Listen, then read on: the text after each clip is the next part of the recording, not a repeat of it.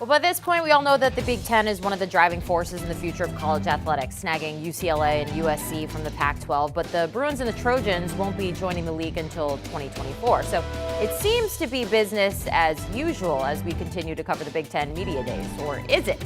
Day one featured Nebraska, Maryland, Minnesota, Iowa, Indiana, Northwestern, and Michigan, in addition to remarks from the commissioner, Kevin Warren. We start with a few words from Cornhuskers head coach Scott Frost. There's a lot of changes right now, and we have to be light on our feet to make sure that we're trying to take advantage of every change that happens and position ourselves in a good place. I just want to compliment the league and the leadership of the league. I think everybody can see the landscape changing, and this move pretty much ensures that we're out in front of it and relevant in college football, no matter where it all ends up. Coached against those two teams before. I think they'll be great additions to the league, and looking forward to this year and beyond, and see where the whole thing lands when the dust settles. What's next? It may include future expansion, but it will be done for the right reasons, at the right time, with our student athletes, academic and athletic empowerment at the center of any and all decisions that we will make regarding any further expansions. We will not expand just to expand. It will be strategic. It will add additional value to our conference. All right, let's welcome in Dennis Dodd, coming to us from Big Ten Media Days, the site Lucas Oil Stadium, where the conference championship game will take place. Now, you heard it there, more expansion on the table, not closing the door yet, and it looks like we might be gaining some quick steam this morning. Dennis, what are you hearing this morning?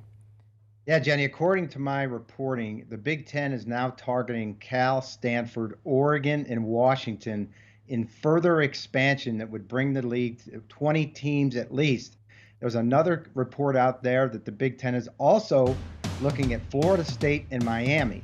And in that point would be a monopoly of college athletics at the top of the food chain. With a 20-team league, they would control more than 30% of the schools in the current Power Five. Now, this has sent reverberations throughout the industry. Television sources have consternation because they don't know how to price these four schools, because they're just not worth the 80 to 100 million that the current 16 are going to get in 2024 with USC and UCLA.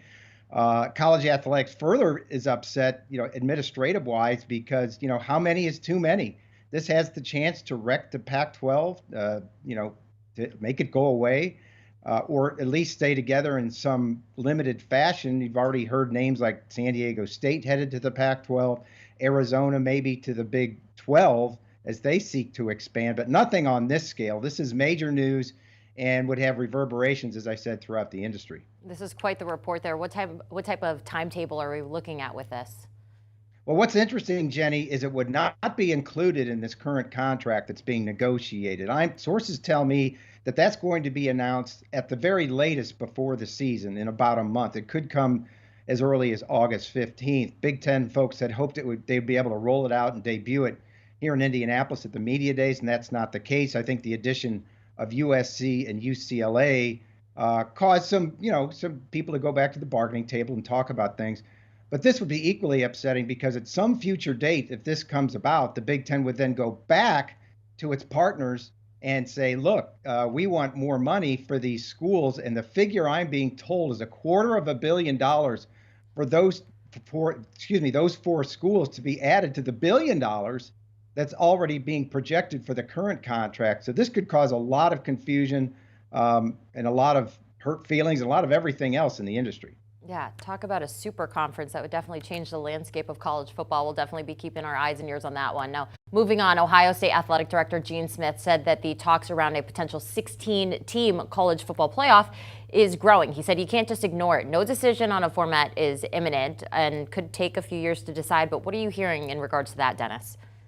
Yeah, that's a thing. I mean, the Big Ten ADs met this week, and that was one of the talking points. I don't know if it's going to come about, but I was told, Jenny, at the CCA meeting last month in June in Park City, Utah, that's the Collegiate Commissioners Association annual meeting, the Power Five commissioners met, actually all the FBS commissioners met, in terms of talking through playoff expansion. And I was told by multiple sources much progress was made. Now, you have to understand, this was, 5 days before USC and UCLA, the announcement came that they were joining the Big Ten. But progress was made towards an expanded playoff. Now, did they get as far as 16? Yes, I think that's on the table. And if you look at it from up close or 35,000 feet, it makes sense for everybody. Why wouldn't the Big Ten be in favor of that with 20 teams in its league trying to get as many as they could in there? The SEC the same way. The Pac-12 that's just trying to survive and get access to the playoff. Notre Dame the same way. So right now, if it does come about, it would be logistics. College football would have to start all of it on that week 0 weekend, the last weekend of August, to get in the 12 games before the playoff starts, and that would be the second or third week in December. But it's definitely something that's been modeled out there and has been modeled by the subcommittee that brought the 12-team playoff forth last year. They just happened to settle on 12 then. Man, things are changing in college football. It's a wild one out there. Now we're going to keep talking about Gene Smith's team here. They're one of the focal points today at Big Ten Media Day. Once again, Ohio State, the favorites coming into the 2022 season, certainly with an offense looking to be top dog. So what do you expect to hear from Ryan Day and the Buckeyes as they take center stage? I think steady as she goes. Last year was a hiccup. They lost to Michigan. They didn't win the league. Ryan Day experienced his first Big Ten loss last year. But they're reloaded. I think what you saw in the Rose Bowl was the rebound of Ohio State, a little sneak peek at what they're going to be this year, and even better. You saw the offense basically unstoppable, the best offense perhaps in college football. Maybe the top two Heisman candidates in C.J. Stroud and the fine receiver Jackson Smith-Njigba, who went for over 330 yards receiving in that game. The problem for the Buckeyes, at least on a national scale, is the defense. They brought in Jim Knowles, the defensive coordinator from Oklahoma State, who's one of the best in the country. And this is a situation, Jenny, where really it could be just the scheme. I think the talent is there for Ohio State. There were times last year under Kerry Combs when they just didn't line up right. They were schooled by teams, particularly Oregon early in the season. And I think Jim Knowles is going to bring a different mindset to that defense. It doesn't have to be great. It just has to be better to get into the playoff and then win a national championship. And plus 375 right now to win the college football playoff title there. Dennis Dodd, thank you so much for joining us from Lucas Oil Stadium, the site of the Big Ten Conference Championship game.